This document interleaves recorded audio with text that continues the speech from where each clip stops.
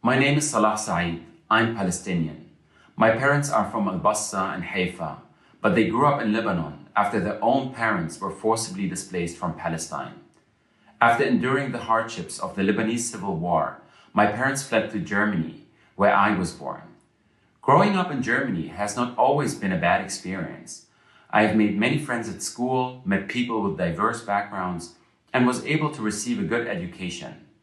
However, like many other people from migration backgrounds, my experience in Germany was not exempted from daily racism, discrimination, and repression, especially as a Palestinian. Discussions about Palestine were often avoided in school, university, and everyday life. Discrimination against Palestinians and the stifling of pro-Palestinian activism have long been entrenched practices in Germany.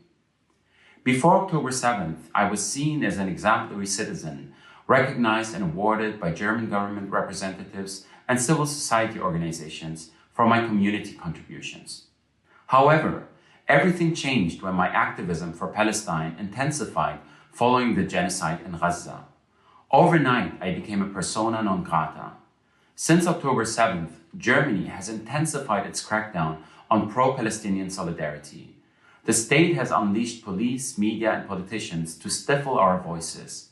I've been subjected to police brutality during protests, multiple home visits by the Federal Criminal Investigation Police, and a home raid where my personal belongings were confiscated. This campaign of terror is not just against me, but against all individuals advocating for Palestine. The repression has profoundly affected my life. After enduring 3 police visits, including a house search, I no longer feel secure in my own home. On February 16th, just hours after being arrested at a pro-Palestine protest, police arrived at my home with the pretext that I might constitute a danger to society. They call it a warning of potential dangers.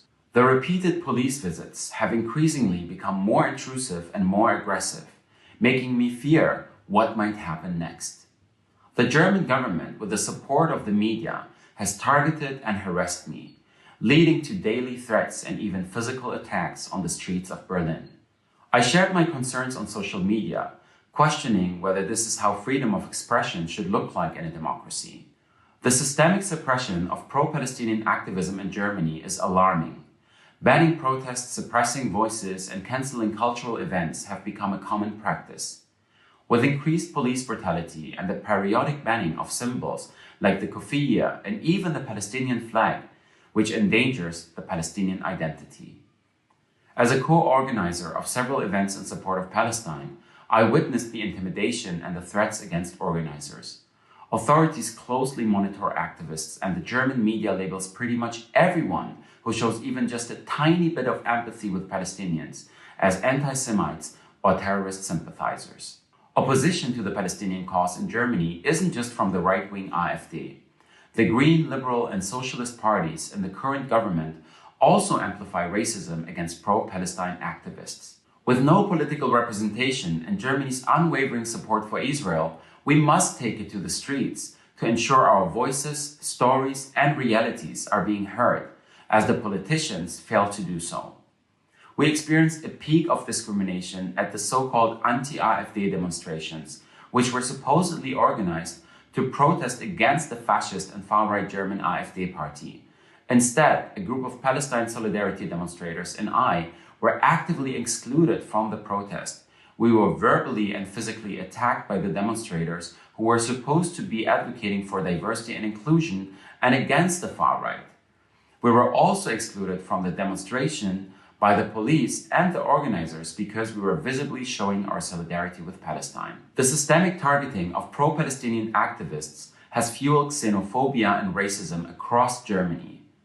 Portraying Muslims, Arabs, and ethnic minorities as societal threats is particularly harmful and distorts Germany's history of anti-Jewish atrocities. Regarding future plans, I will remain committed to my activism. Silence is not an option. I refuse to give in to these tactics and will continue to speak up for justice, despite the unjustified retaliatory actions of the German authorities and media. My parents and grandparents instilled in me a sense of moral obligation to stand against injustice. As the movement for Palestinian liberation gains momentum globally, we must continue to work towards a world where justice is a reality for all. Thank you for listening, and I urge you all to stand in solidarity with us. Educate yourself in your communities, challenge stereotypes, and support the fight for justice. We Palestinians can own our narrative, so please tell our stories.